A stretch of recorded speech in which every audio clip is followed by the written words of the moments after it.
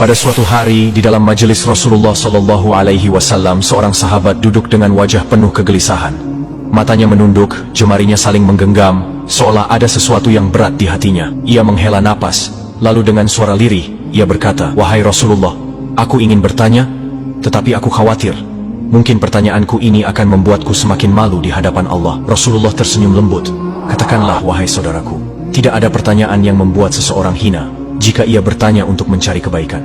Sahabat itu mengangkat wajahnya perlahan, matanya mulai berkaca-kaca. "Wahai Rasulullah, aku merasa salatku sering tidak khusyuk. Kadang aku mengingat urusan dunia, kadang pikiranku melayang entah kemana.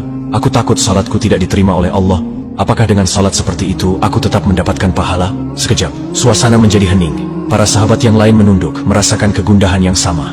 Mereka tahu betapa beratnya pertanyaan itu. Namun, yang terjadi setelahnya benar-benar tak terduga. Rasulullah tidak segera menjawab. Beliau menatap sahabat itu dalam-dalam. Lalu air mata mulai membasahi pipi beliau. Para sahabat terkejut. Mereka jarang melihat Rasulullah menangis dalam keadaan seperti ini. Dengan suara bergetar Rasulullah bersabda, "Demi zat yang jiwaku berada di tangannya, sungguh setan tidak akan pernah berhenti berusaha mencuri bagian dari salat seorang hamba hingga ia teralihkan. Tetapi ketahuilah, Allah tetap melihat usahamu." Beliau menarik napas dalam, lalu melanjutkan, "Wahai saudaraku, jika engkau meninggalkan salat hanya karena takut tidak khusyuk, maka setan akan menang. Tetapi jika engkau tetap berusaha salat meski dengan kehadiran pikiran yang mengganggu, ketahuilah, setiap kali engkau berusaha kembali kepada Allah dalam salatmu, saat itulah Allah menyambutmu." Air mata sahabat itu jatuh.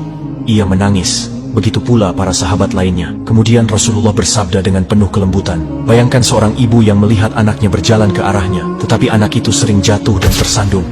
Apakah sang ibu akan marah?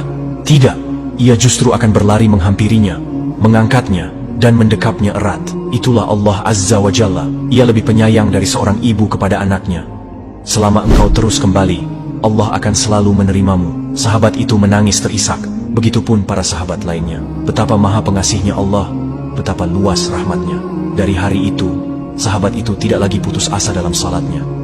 Ia tetap berusaha, dan setiap kali pikirannya melayang, ia mengingat kata-kata Rasulullah Sallallahu Alaihi Wasallam, "Setiap kali engkau berusaha kembali, saat itulah Allah menyambutmu."